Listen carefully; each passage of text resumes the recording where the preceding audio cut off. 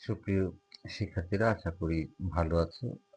আজকের যে ভিডিওটা দেখতে পাচ্ছ, এটা একটা অ্যানিমাল সেল। এর ভিতরে যে দেখো ক্রোমোজোমগুলো, এগুলো দেখো প্রোফেজ ধাপে কি হয় স্পষ্ট হচ্ছে, এবং এটা একটা ক্রোমোজোম।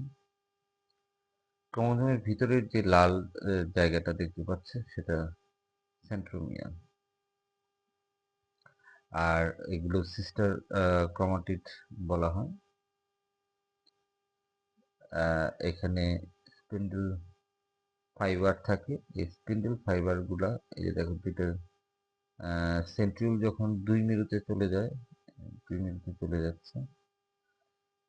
এখন এই ক্রোমোজোম গুলো কি হয়, এই যে এখানে স্পিন্ডল ফাইবার, যেটা এই ক্রোমোজোম গুলো কিন্তু এর মধ্যে এই এই সময় এই সেন্ট্রোমিয়ারটা ক্রোমোজোম স্পিন্ডল ফাইবারের সাথে যুক্ত হয়ে যাচ্ছে, দেখা যাচ্ছে।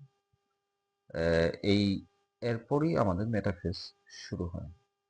ধন্যবাদ।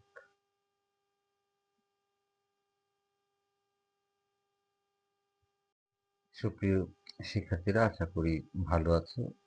আজকের যে ভিডিওটা দেখতে পাচ্ছ, এটা একটা অ্যানিমাল সেল। এর ভিতরে যে দেখো ক্রোমোজোমগুলো, এগুলো দেখো প্রোফেজ ধাপে কি হয় স্পষ্ট হচ্ছে, এবং এটা একটা ক্রোমোজোম।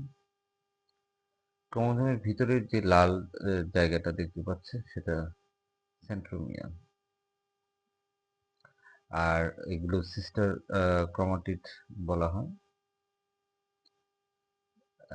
এখানে স্পিন্ডল ফাইবার থাকে। এই স্পিন্ডল ফাইবার গুলা, এই যে দেখো দুটো সেন্ট্রিওল যখন 2 মেরুতে চলে যায়, 2 মেরুতে চলে যাচ্ছে।